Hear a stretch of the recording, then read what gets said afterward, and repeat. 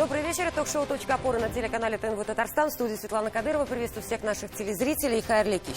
Итак, рожать или не рожать, на этот вопрос в своей жизни приходится отвечать многим женщинам, и молодым, и юным, и возрастным в том числе. Но сегодня эта тема обретает такой новый, очень горячий формат обсуждения. Как гласит 56-я статья Федерального закона об основах охраны здоровья граждан в Российской Федерации, каждая женщина самостоятельно решает вопрос о материнстве. Искусственное прерывание беременности проводится по желанию женщины при наличии информированного добровольного согласия. Но в последнее время предпринимаются и звучат ряд инициатив о том, что государство, условно, будет контролировать искусственное прерывание беременности. Наши зрители, кстати, в одном из опросов назвали это репродуктивным насилием со стороны государства. Пока это инициатива, но вот что происходит в последние дни в Татарстане, ряд частных клиник уже отказываются от лицензии на оказание этой услуги и исключают аборт из перечня своих услуг. Разные точки зрения. Сегодня абсолютно все разные точки зрения представлены среди участников нашей программы. Тему мы назвали «Спасет ли демографию ограничение абортов?» То есть, ну, для чего мы это делаем, да? Представляю наших гостей. Светлана Михайловна Захарова, депутат Государственного совета Республики Татарстан, председатель комитета Госсовета по социальной политике, кандидат медицинских наук, член объединения женщин-депутатов Мархамет Милосердия. Приветствуем вас. Добрый вечер. Чулпан Ильдусовна Ильдарханова, директор Центра семьи и демографии Академии наук Республики Татарстан, доктор социологических наук.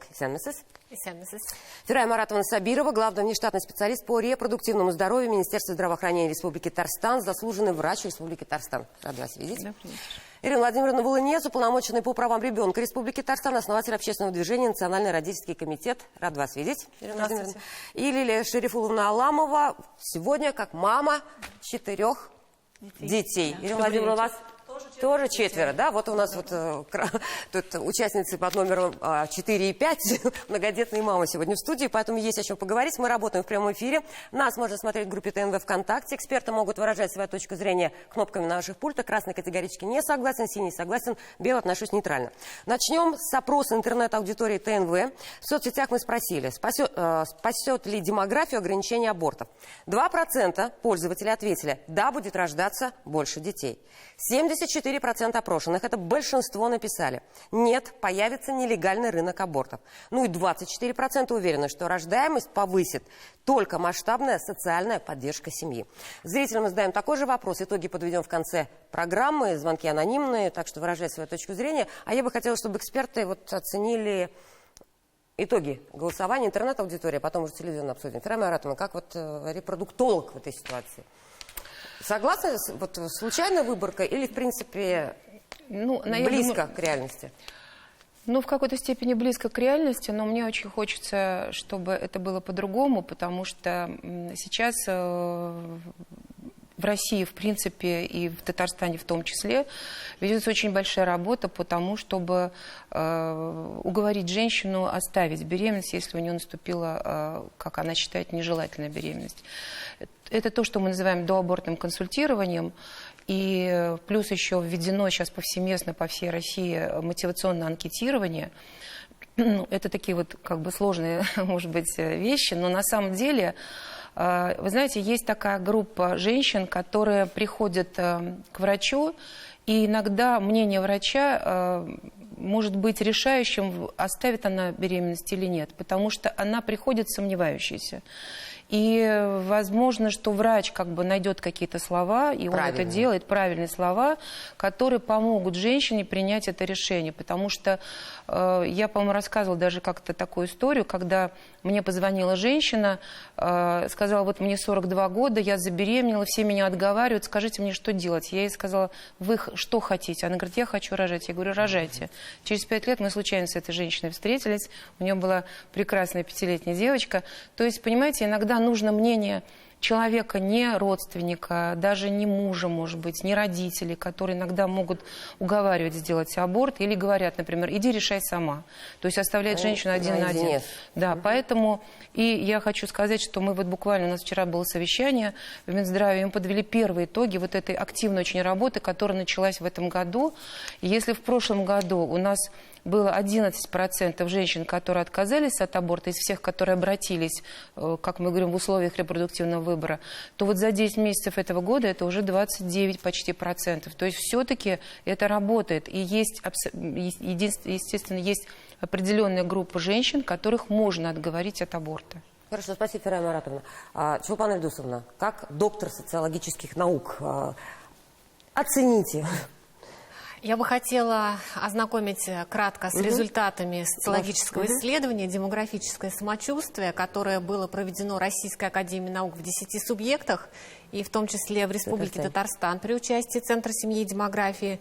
И мы можем констатировать следующее, что 11% замужних женщин Республики Татарстан практиковали аборт после рождения младшего ребенка. По 10% женщин, принявших участие в опросе, у которых уже был 1 или до 3 детей, они также делали аборт. По многодетным семьям у нас невалидная цифра, то есть здесь мы ничего сказать не можем определенного. И 9% женщин в Республике Татарстан до вступления в брак практиковали аборт. По России эта цифра выше, 11%. То есть мы среди этих 10 регионов, у нас еще более благополучная ситуация, правильно понимаю? С абортом. Ирина Владимировна, у вас свои инициативы, о которых мы тоже будем говорить, но в принципе вот интернет-опрос, да, что показал? Что люди в принципе боятся того, через что мы проходили. Практика подпольных абортов у нас была, и серый рынок развивался в свое время. И люди говорят о социальной поддержке семьи. Да, ну вообще опрос, наверное, показывает истинное настроение наших людей. И есть очень хорошее выражение, что страна, на земле которой нет своего народа, заселяется народами, у которых нет своей земли. И самое страшное в этой ситуации, что до сих пор не сформирована ценность жизни, ценность каждого ребенка. И поэтому семья, принимая решение, я говорю семья, когда есть и муж, и родители, да, и жена, принимая решение, исходит из сегодняшних каких-то конъюнктурных соображений. Да. Конъюнктурно вы имеете в виду материальную составляющую, да? Ну, в том числе и материальную. Вы знаете, я слышала такие, допустим, отзывы, когда женщина идет на аборт, даже какие-то мои очень хорошие знакомые, ты общаешься, узнаешь, что вот я вот иду на аборт. А почему? А вот мы решили в отпуск поехать, купили уже путевки. И, ну вот, не совпадает. Или ремонт затеяли. Но согласитесь, что семья, у которой нет денег на ребенка, вряд ли затеет ремонт, это же тоже чего-то стоит. Поэтому мы можем много говорить об усилении материальной поддержки со стороны государства, но забывая при этом о ментальной стороне вопроса, мы не решим проблему, потому что сейчас меньше всего рождается детей именно в благополучных странах, именно в Европе, которые живут очень хорошо, там очень высокие меры социальной поддержки, даже выше, чем у нас. Поэтому вопрос все-таки лежит первостепенно в ментальной плоскости. И я благодарна нашим медикам, нашим владельцам частных клиник в Республике Татарстан за то, что они пошли навстречу, отозвались на наш призыв и добровольно отказались делать аборты. Потому что, когда вот вы говорили о том, что государство контролирует этот процесс, да, контролировало и контролирует сейчас. Кроме случаев, когда есть, например, недостоверная отчетность, либо ее отсутствие. Мы сейчас говорим о частных клиниках. Также в частных клиниках отсутствует очень часто адекватное доабортное консультирование. В результате вот которого... мы уже к ограничению, когда в результате него 15 женщин отказываются от аборта. Я услышала, что вы говорите спасибо частным клиникам. Мне бы, конечно, хотелось позицию женщин в этой ситуации услышать. То есть понятно, что вы, как уполномоченный по правам ребенка, да, обеспокоены в том числе сохранением жизни ребенка. И, в принципе, все мы для этого, наверное, существуем. Но как женщины отреагируют на то, что сегодня они будут обязаны обращаться исключительно в государственную клинику? Я не была в своей женской консультации ни разу. Я не знаю даже, где она находится. Я не знаю свою поликлинику. Почему? Я обращаюсь исключительно в частные клиники к тем врачам, которым я доверяю. Почему? Потому что я не знаю, кому запишусь на прием. Я сегодня решила экспериментировать, кстати, это надо было в другой части программы сказать. Я попыталась сегодня, я представила, что я забеременела, и мне нужно было принять решение. Я сегодня попыталась записаться в университетской клинике КФУ, куда дозванивались час, потому что записи через портал госуслуг нет. Мне дали дату 17 октября. При беременности, и если нежелательно и так далее, это почти 5-6 дней, они могут быть иногда решающими. Что думают мамы? многодетные в том числе. По поводу частной клиники или государственной, хочу сказать, что всех своих 4 детей рожала именно в государственной клинике, в государственных больницах. И хочу сказать также огромное спасибо врачам и медсестрам, и тем, кто вел мою беременность. Я думаю, что человеческий фактор есть всегда. И специалисты есть хорошие в частных клиниках и в государственных. Но вы же не случайно к врачу попадали, я правильно понимаю? То есть это был, ваш врач, скорее всего, несколько детей принимал. Так получалось, что да, практически один врач вел беременность, поэтому, конечно, да, ты его уже знаешь. Ну и плюс консультация была одна и та же, потому что я жила в одном месте практически. Поэтому, если говорить про государственное, там тоже есть хорошие специалисты. Я тоже, кстати, никто не оспаривает, что есть. На учете состояла всегда в государственной женской консультации. Вот мы с вами разошлись. Так вы даже туда не дошли. Можно я ремарку маленькую? Частный роддом у нас в Татарстане появился 10 лет назад только, поэтому вы однозначно не могли. Поэтому все рожали Моему младшему 16, то, конечно, да. Но сейчас, возвращаясь к теме, в принципе, если сегодня аборт исключительно, то есть принять решение об аборте, тебе помогает врач исключения государственной клиники. У меня, вот я говорю, у меня автоматически возникает вопрос, когда я туда попаду, к кому я попаду, чье свободное окошко, найдет ли человек те слова, которые мне нужны, потому что врач в этой ситуации даже духовный наставник, наверное, какой-то, Это точно, да. Вот. Это как мама оцените? Огромная ответственность лежит, конечно же, на врачей и на консультации, к которой обращается беременная женщина. И я думаю, что действительно здесь должны быть психологи, которые будут вести эту женщину. То есть как только узнают, что женщина беременна и размышляет, родить ей ребенка или нет, я думаю, там должны быть перинатальные психологи. И, возможно, даже это должно быть в обязательном порядке, когда женщина 1-2 встречи, может быть, даже 3, проводит с этим психологом. И, наверное, здесь можно уже выявить, готова ли женщина, какие мотивы у нее. Потому что аборт – это не причина. Причина-то в другом. А именно докопаться до причины могут именно психологи, то есть специалисты, которые на этом заточены. Но у нас сейчас, позже скажем, там это обязательно должен быть психолог сопровождать женщину, неважно, частная или государственная клиника, и неделя тишины. Вот потом о нарушениях, потому что проверки идут, Минздрав нам расскажет, наверное. Светлана Михайловна, вот как депутат Государственного совета, как вы считаете, вообще в принципе есть смысл сегодня обсуждать эту инициативу? Нет, обсуждать всегда надо. И не только, Вы слышали об этой здесь, инициативе? Конечно, вот в этой ситуации можете, нет у вас такого, как депутат думаю так, а как мама по-другому, как женщина. Я думаю, что женщина как депутат, она и думает как женщина в первую очередь. И у нас есть и объединение женщин Мархамед, мы, как правило, конечно, на защите. И надо сказать, что, мне кажется, любой здравомыслящий человек, он против абортов. Другое дело, что ограничивая частные клиники, мы должны создать все условия, чтобы не было той ситуации, в которой столкнулись вы. То есть в государственной клинике должны быть службы, которые тут же, когда женщина обращается, в течение суток, 2 максимум, должны эту женщину принять. Готовы мы сегодня? Вот это надо... Экстренный гинеколог, да, возможно, экстренный прием. Экстренная помощь, да, в том числе и психолога. Поэтому здесь же мы не только говорим о частных клиниках, но и о государственных клиниках. Другое еще, что частные клиники должны сегодня тоже оказывать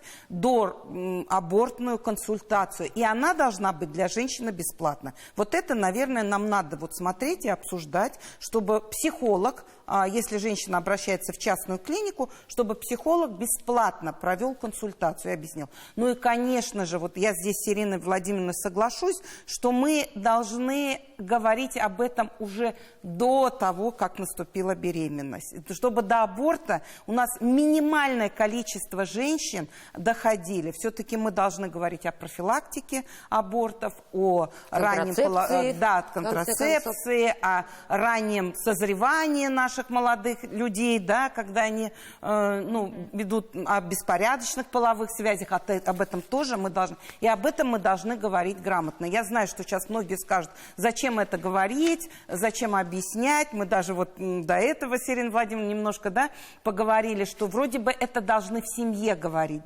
но каждая ли мама или папа готов со своим сыном или с дочерью поговорить об этом? Да, тогда нам надо говорить с родителями, если мы хотим, чтобы родители об этом говорили. Тем более у нас сейчас в родительство входят дети, рожденные в 90-х годах. А вы помните 90-е года, какие были? Поэтому с этими родителями, может быть, даже и больше надо работать, чем с их детьми. Профилактировать Вот их больше. Да. В том числе. Мы, девочки, такие девочки, мы просто до начала программы уже бурно обсуждали, и мы тут не объяснили зрителям, в принципе, да, из чего все начиналось. Министр здравоохранения Российской Федерации Михаил Мурашко уже делал достаточно такие серьезные заявления. Так, в июле он произнес, долго обсуждали все СМИ, произнес такую фразу: порочная практика сформировалась в обществе, когда появилось убеждение, что женщина сначала должна получить образование, сделать карьеру, обеспечить себе материальную базу и только потом озаботиться деторождением. По его мнению, ситуация должна быть пересмотрена. И вот многое происходящее сейчас, мне кажется, вот как-то влияет на то, что эту ситуацию пересматривают. Появляется инициатива ограничения абортов в частных клиниках. Как мы уже говорили, сейчас Ферая Маратовна нам расскажет, наверное, сколько частных клиник отказались от лицензии на эту услугу. Далее вводится запрет на средства экстренной контрацепции. Это мы тоже сегодня обсудим.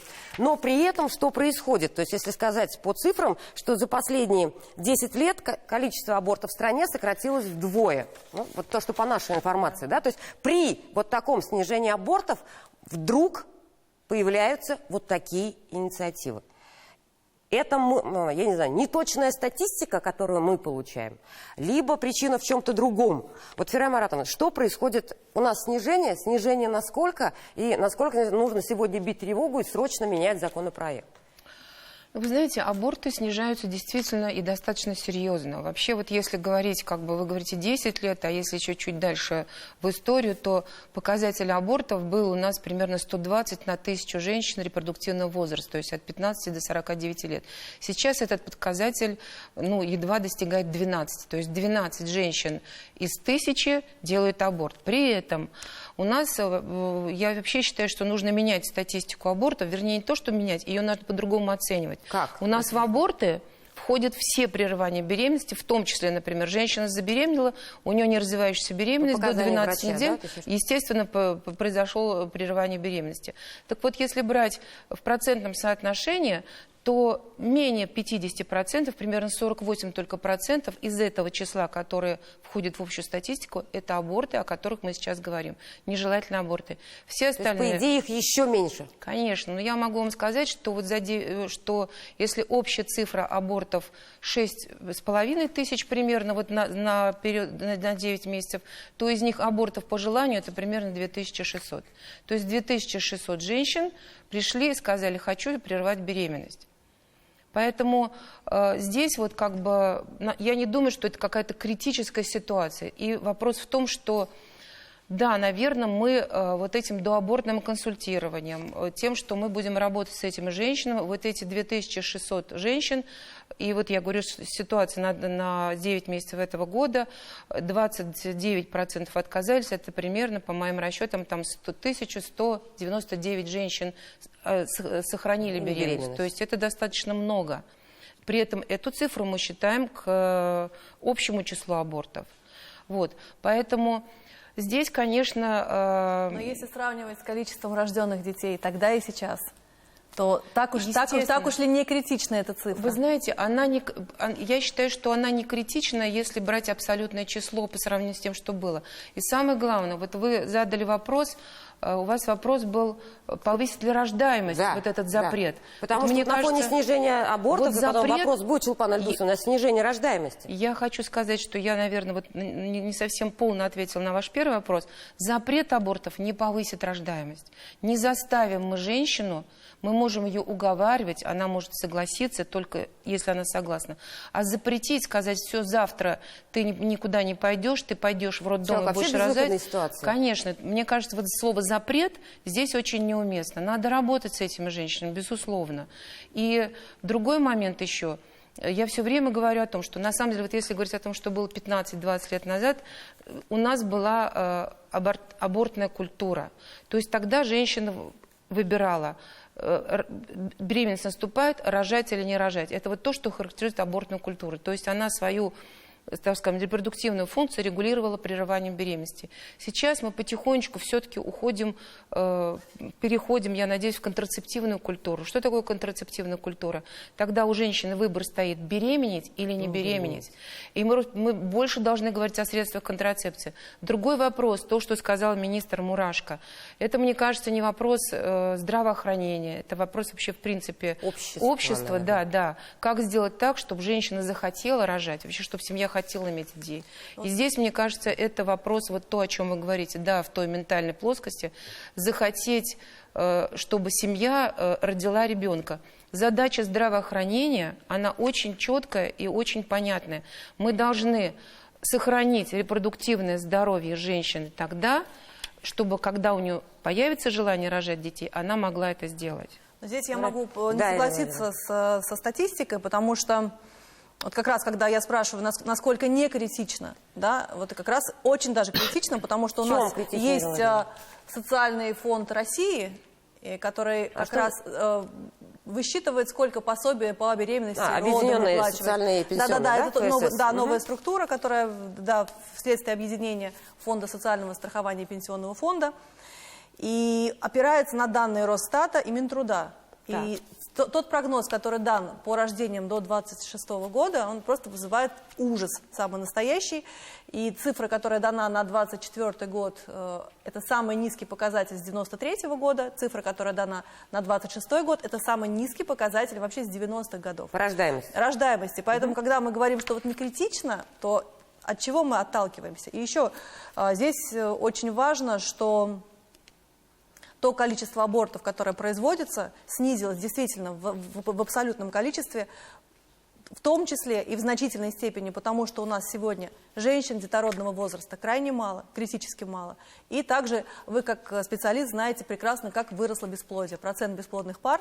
И снижение количества абортов связано не только с тем, что государство помогает и профилактирует этот процесс, но и с тем, что у нас, в принципе, тех, кто способен зачать, сегодня крайне мало. Поэтому нам нужно биться за каждого ребенка, за каждую беременность. Но в этой ситуации, если те, кто... Мы же не можем за счет тех, кто вот забеременел, решать проблему демографическую. Вообще заставлять никого не нужно, конечно же. Нужно максимально создавать условия. И как уполномоченный по правам ребенка, недавно я выступила с законодательной инициативой о необходимости учреждения статуса беременной на федеральном уровне, так же, как вот есть статус депутата, статус беременной женщины, которая в случае постановки на учет сразу получает льготы, гарантии, ежемесячные выплаты достойные и достаточные для того, чтобы вырастить ребенка из себя.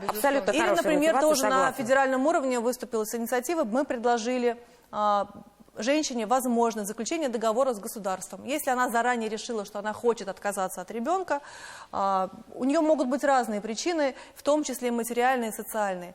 Вот по этому договору ей будет предоставлено бесплатно жилье, питание, одежда, медикаменты, все, что необходимо для того, чтобы выносить и родить здорового ребенка. И потом, если она все-таки решит от него отказаться, у нее есть 100% гарантия, что этого ребенка моментально усыновят. Потому что у нас на новорожденных детей стоит очередь. Но в процессе беременности, конечно, с ней должна проводиться работа, и ее нужно убеждать этого ребенка оставить и создать все необходимые условия для того, чтобы она могла это реализовать.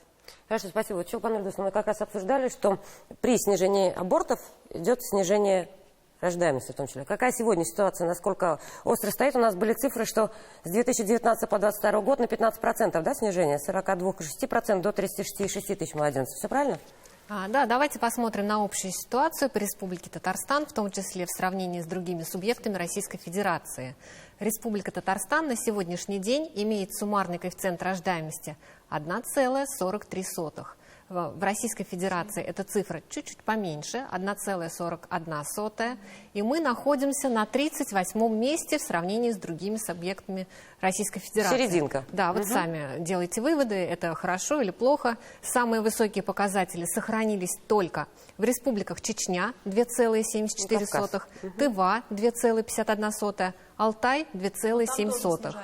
И средние показатели из числа регионов ПФО только в Пермском крае и Кировской области. И низкая рождаемость на сегодняшний момент, она обусловлена в первую очередь все-таки полувозрастной структурой. Число рождений по прогнозу Центра семьи и демографии Академии наук Республики Татарстан к 2031 году снизится на 10%, но далее последует рост на 16% к 2042 году. За счет чего, Чулпан Эльдосовна, рост? За счет доли женщин репродуктивного возраста, то есть вот у нас колебания, да, есть рождение малышей, девочек, и можно заранее уже просчитать, сколько от них потенциально родится малышей. И вот видите, Ирина Владимировна, не все так. Дожить до 42-го года. Будем радоваться, встречать лично каждого ребенка. До 2028 года произойдет снижение численности молодежи. Как в России в целом, там это будет на 7%. По Татарстану, к сожалению, немножко больше. У нас на 9% снизится численность молодежи. То есть это вот эти самые потенциальные репродуктивный наш ресурс. Но увеличение численности молодежи надо всегда все-таки находить перспективы, не только исключительно негативные моменты. Лимонов. Давайте. Так вот, достижение наивысших показателей численности молодежи в 2038 году прогнозируется у женщин и в 2040 году у мужчин. И к 2040 году в Республике Татарстан ожидается 1 миллион 24 тысячи молодых девушек и, соответственно, партнеров, мужчин, которые, наша задача, чтобы были ориентированы на создание семьи в наиболее раннем законом разрешенном возрасте. Да, и мы должны сделать все-таки все возможное для снижения возраста материнства. У нас в 2022 году средний возраст матери в Республике Татарстан составлял 29 лет, и в среднем рождение первенца в 26 лет происходит, второго ребенка в 30 лет, третьего ребенка в 33 года. И, к счастью, все-таки самое положительное для Республики Татарстан, что четкая ориентация на рождение детей в браке. Без брака? Нет прямой корреляции между рождением ребенка и нахождением в браке, к несчастью. И у нас есть регионы, в которых доля рождений вне брака, она дает, с одной стороны, прирост рождаемости, да, абсолютно, но это свидетельствует о количестве неполных семей, неблагополучия и так далее. Хорошо, спасибо. Мы прервемся на рекламу, потом продолжим, не переключайтесь.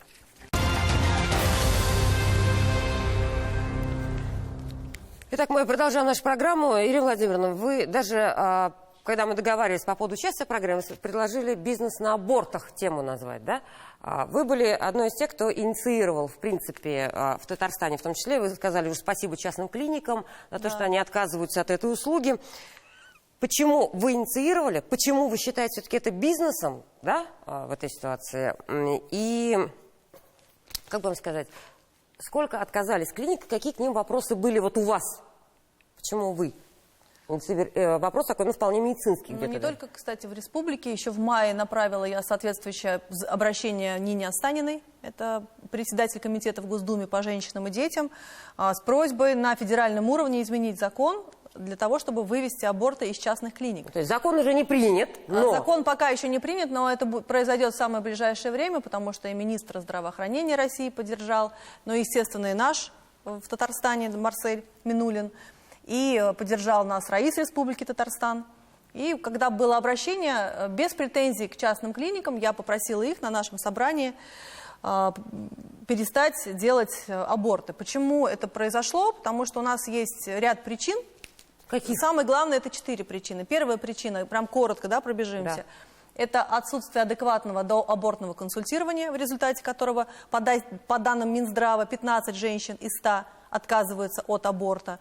Следующая причина – это отсутствие нормальной отчетности. В результате мы оперируем теми цифрами, которые у нас из государственных клиник и частично получены из коммерческих. И поэтому, когда мы сейчас эти цифры называем, мы не уверены в том, сколько же на самом деле производится абортов, потому что 75% всех абортов – это так называемые медикаментозные аборты, и большая часть из них производится в частных клиниках. За отсутствие нормальных данных частная клиника несет очень небольшой штраф. То есть, ну, по сути, это намного проще, чем выкладывать полностью все карты.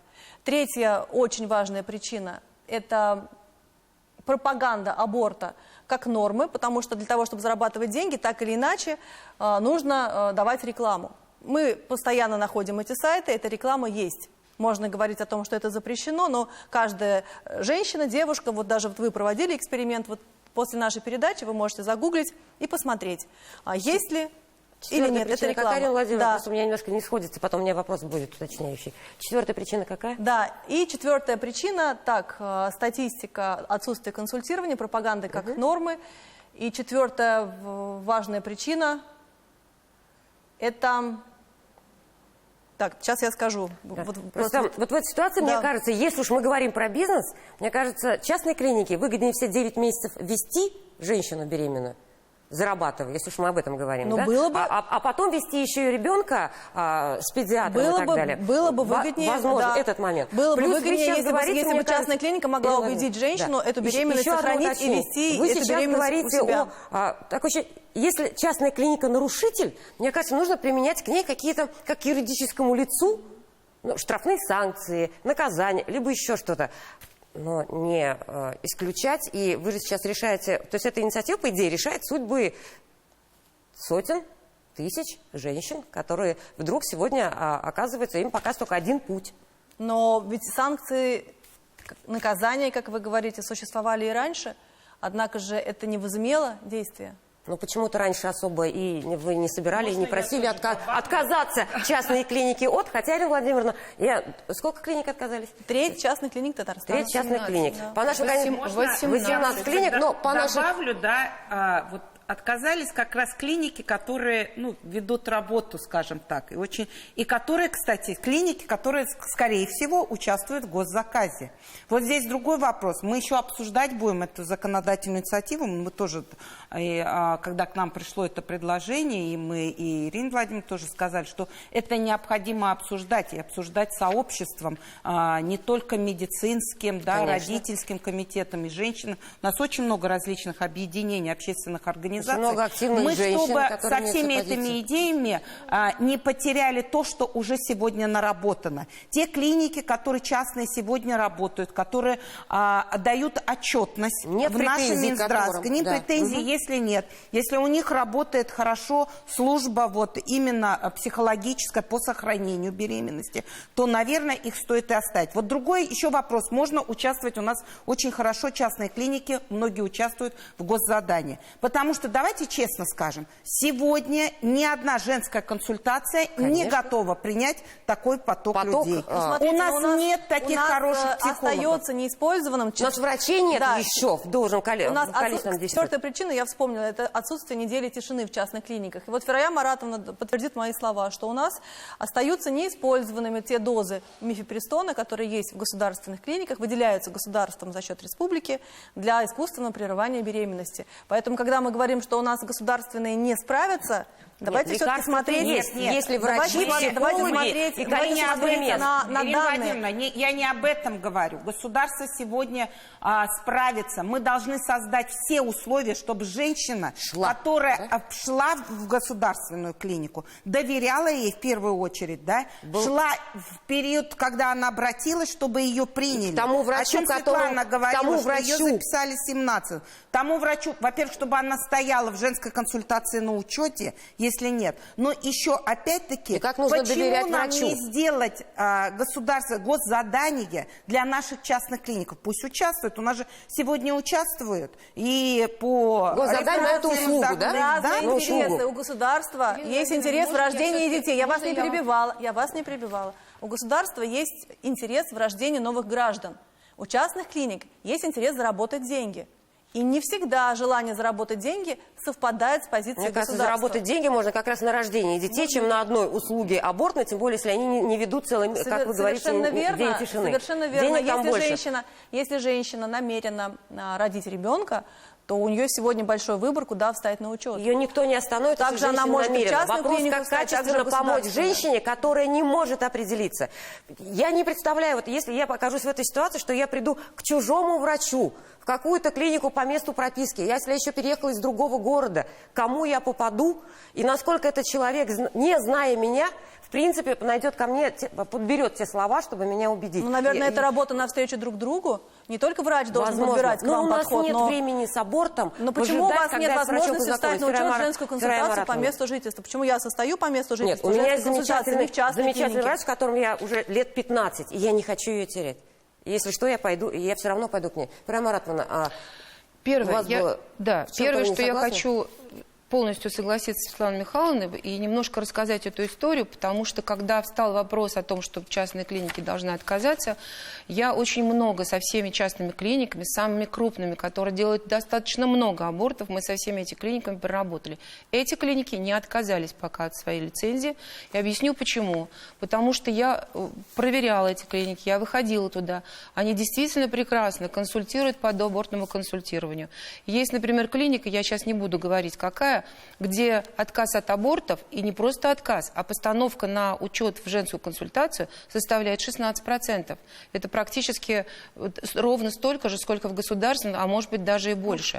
Это, во-первых, подождите, это, во-первых. Во-вторых, вы знаете, да, частная клиника, и об этом все говорят, это коммерческая организация, у которой, да, в уставе написано, что она нацелена на то, чтобы получать прибыль. Но вы знаете, поскольку я акушер-гинеколог, и мы вчера разговаривали с врачами тоже, ни один акушер-гинеколог не идет с удовольствием делать аборт, поверьте мне, и в частной клинике в том числе. Для нас это точно такая же боль и точно такое же отношение, как в государственной клинике.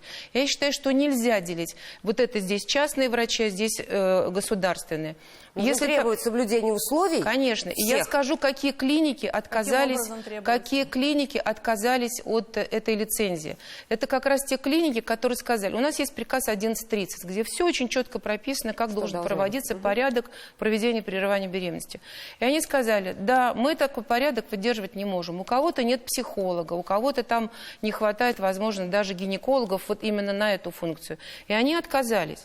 Но те клиники, которые реально работают и которые выполняют все условия, я знаю, что в частных клиниках там замглавврача каждую женщину, которая приходит на аборт, контролирует.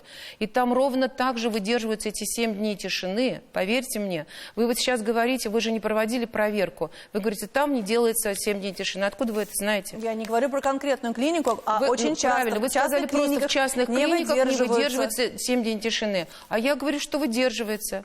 Ровно так же, как в государственной клинике. Но, тем не менее, ваша частная клиника отказалась от проведения Я вам объясню, абортов. Почему мы отказались. Мы отказались, потому что для нас, ну, как бы это было не так важно. И тоже, да, у нас были проблемы. У нас гинекологи загружены вот этими введением беременности. И мы сказали, ну, мы можем отказаться от этого. Для нас это не так важно. И потому что, опять-таки, гинекологи, да, с удовольствием не будут делать аборт. С удовольствием. Кстати, небольшая ремарка. Вот на прошлой неделе мы делали сюжет 7 дней. И ряд коммерческих клиник, Ирина Владимировна, нам сказали, нам сказали все-таки, что было определенное давление, между прочим. То есть это не был добровольный абсолютно отказ, ну, были, скажем так, элементы, работать себе на этом рынке или нет. Я сейчас просто, спорная ситуация. Да, но вот сюжет был я очень у мамы сейчас хочу, просто вот мама, женщина, вот вы здесь сейчас... ну, скажем так, никак, не на чьей стороне, вы по-женски. Взгляните вот на эту ситуацию, пожалуйста. У вас сейчас какие, как у женщины, возникают вопросы, если эта инициатива будет принята, Ирина Владимировна говорит, что будет принята, скорее всего, да? То есть у вас уже есть какая-то определенная обеспокоенность? Да, есть обеспокоенность, потому что действительно насилием невозможно привить желание человеку рожать, не рожать, так же, как вот мы воспитываем детей, да. Одно дело, когда ребенок сам выбирает что-то сделать хорошее, другое дело, когда мы, как родители, стоим над его душой и внешней волей просим, чтобы он сделал что-то хорошее. Даже когда он пальцы в розетку засовывает? А? Даже когда он пальцы в розетку засовывает? Нет, понятно, что что касается розетки, это же касается очень маленьких детей. Мы говорим уже со взрослыми женщинами, которые, в принципе, достигли определенного возраста, когда они могут рожать, и когда они принимают решение, рожать или не рожать. И в этом плане, конечно, такая палка о двух концах. Я против абортов, но мы я все за против то, абортов. да, это, мы все это против бесспорно. абортов, но за то, чтобы действительно вести работу с женщинами, которые потенциально могут забеременеть. То есть проводить, не знаю, различные ликбезы, да, по контрацепции, объяснять, каким образом вести себя, чтобы не было каких-то различных половых отношений,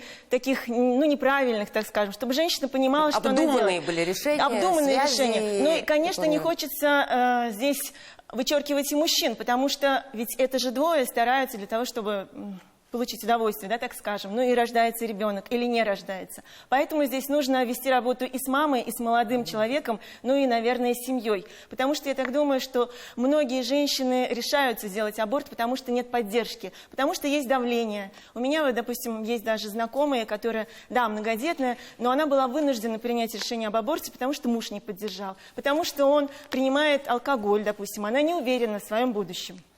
Вот. Есть много различных более факторов, объективные и причины, запрещать скорее, ей ситуации делать в то, семье, что да. она решила, насколько это правильно. Ну вот смотрите, инициатива запретить частным клиникам в Татарстане делать аборты может привести к тому, что жительницы республики будут обращаться в клиники соседних регионов. Такое мнение высказал Айрат Фарахов, экс-министр здравоохранения, депутат Госдумы Российской Федерации.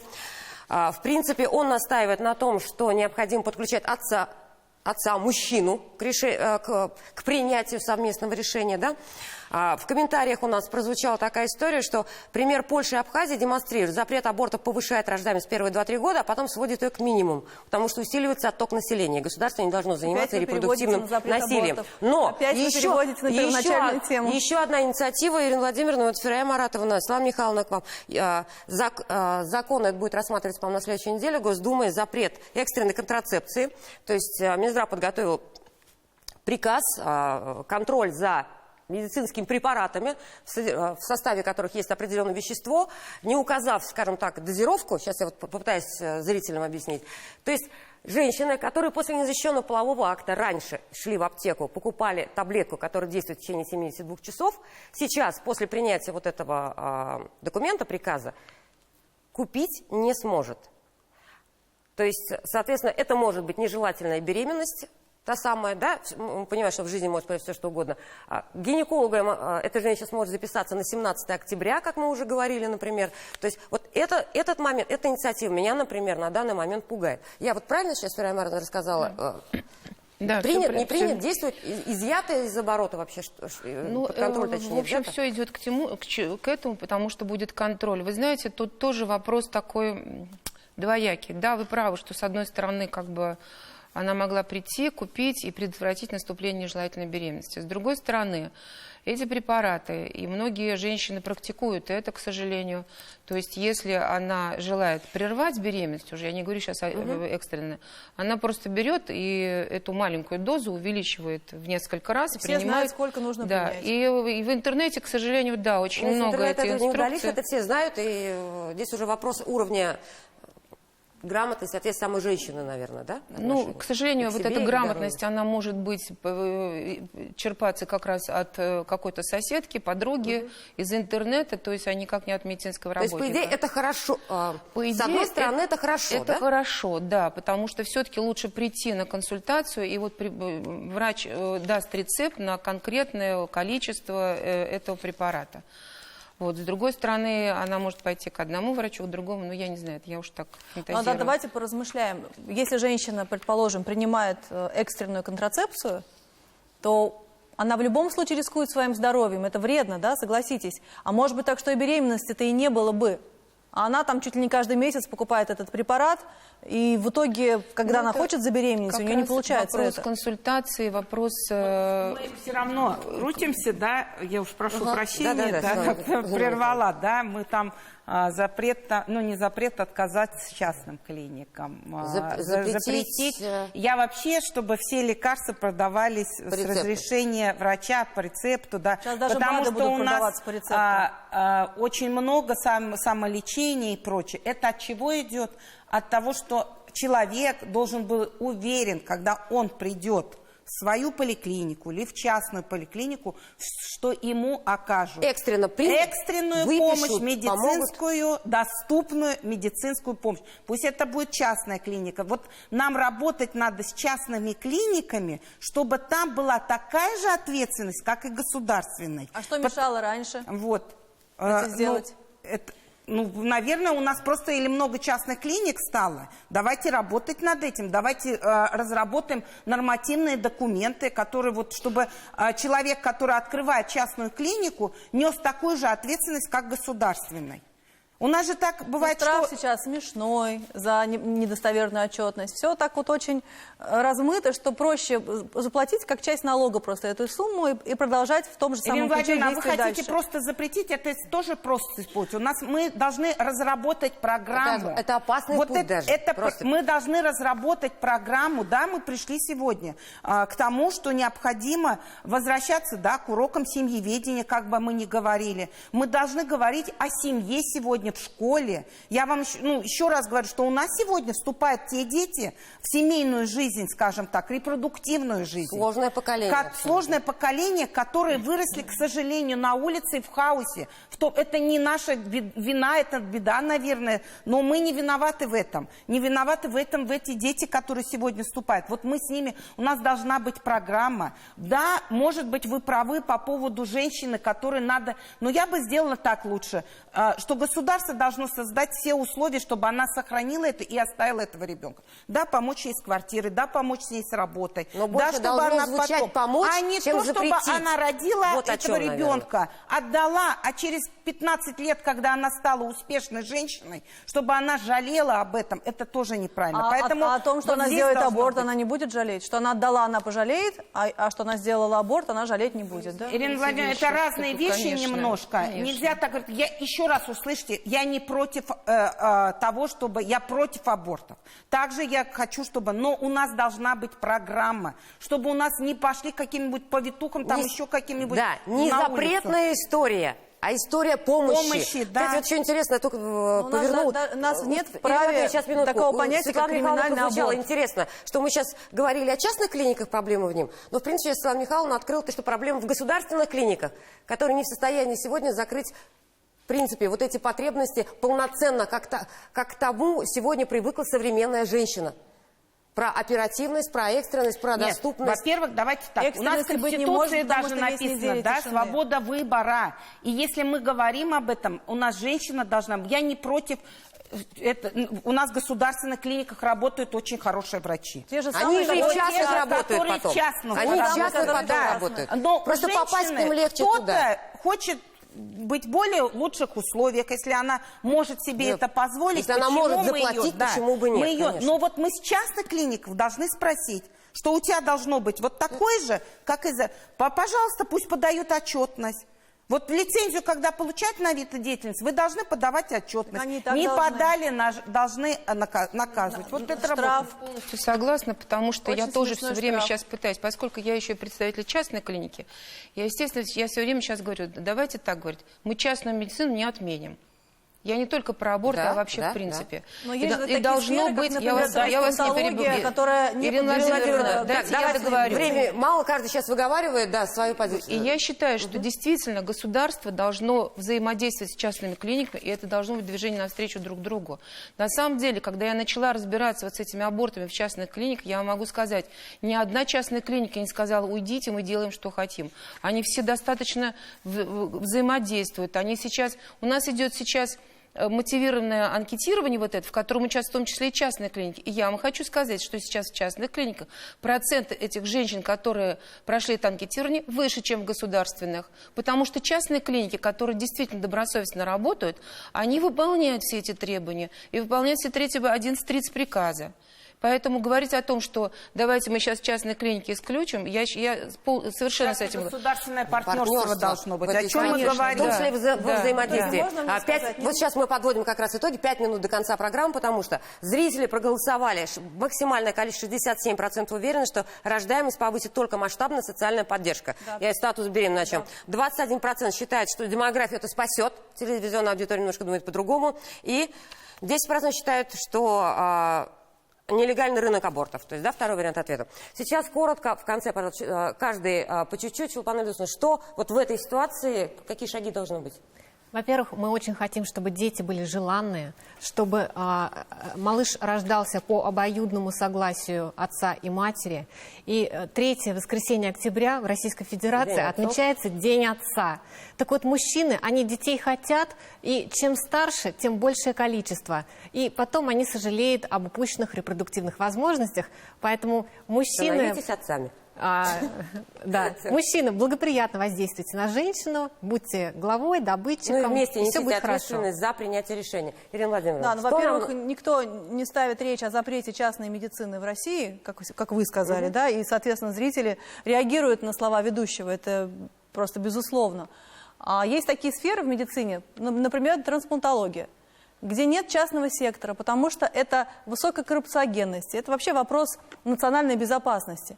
То же самое касается абортов. Уже слишком много времени прошло для того, чтобы были приняты все меры для наведения порядка в этой сфере. Однако же мы видим, что ВОЗ и ныне там, поэтому то, что сейчас прозвучало как инициатива и поддержано на федеральном уровне, это от безвыходности в этой Вы считаете, что ситуации. это кардинальное решение вот такое должно быть? Потому что все исчерпаны возможности, ресурсы и сроки для того, Для чтобы наведения навести порядка на этом Да, уровне. и я останусь при своем убеждении, что для государства рождение детей – это стратегическая задача, вопрос национальной безопасности. А для частников это один из способов заработать, и нельзя их за это осуждать, потому что это бизнес. Они также Нормально, там несут же большие бизнес и на расходы. зрение, и на печень тогда, Ирина Владимировна, там вообще спор. Вообще под сомнение коммерческую медицину в этой ситуации можно ставить. Нет, мы сейчас не Саня, а мы ставим от под нее не сомнение откажемся. частную Лилия медицину. Сейфулловна, да. Я хочу обратиться к мамочкам, к женщинам, которые думают, родить или не родить. Хочу попросить тебя представить картину твоего будущего. Лет через 20-30. Какая ты будешь? Кто будет рядом с тобой? Наверное, семья, муж, ребенок, дети. Так вот, этого может не случиться, если ты пойдешь на аборт. Подумай о своем будущем. И тем более, так много людей хотят тебе помочь. Ты не одна. Спасибо. Вера Маратовна, коротко, пожалуйста, да, завершается время. Ой, я вообще, когда думала, будет вот это заключительное, я хотела сказать ровно то, что сказала Чулпан Эльдосовна. Вообще, я хотела еще обратиться к мужчинам, потому что сейчас мы все время говорим женщину, мы на аборт инклюзивная женщина. Да даже сегодня женщины собрались в И студии, даже обсуждают женщины сегодня аборты, собрались, понимаете? да. понимаю, что И вчера я день девочек был. хочу обратиться тоже к мужчинам, чтобы мужчины пожалели своих женщин, вот прям пожалели, потому что когда они отправляют ее на аборт, это все-таки физическое страдание, психическое, психологическое И страдание. она несет потом эту боль Да, себе и больше. ответственность, естественно, не только на ней. Поэтому, а поскольку, как мы уже говорили, все-таки чаще всего почти 80% это женщины замужние, то есть роль мужчины здесь достаточно высока. Спасибо, Светлана Михайловна. Конечно, я тоже соглашусь со всеми. Мы И наехали все у мужчин в конце. Да, нет, не мужчина, а я просто хотела сказать, самое главное, это семья. Семья – это семья, чтобы было 7 в каждой семье. Но для этого мы должны, наше государство, мы вместе с вами должны сделать все, чтобы женщина, которая забеременела, она родила этого ребенка. Поэтому это должна быть большая государственная программа. И, в принципе, я хочу, чтобы законодательные инициативы все-таки учитывали мнение женщин в этом вопросе тоже. Я понимаю, что где-то бизнес, где-то другой бизнес, мы понимаем, по лоббированию, но чтобы мнение женщин тоже слышали, потому что мы принимаем решения. Я благодарю всех участников программы, было интересно. Надеюсь, зрители тоже услышали что-то важное, а, возможно, та женщина, которая сегодня сомневается, тоже сделает сейчас свой правильный выбор. Всего доброго, до свидания.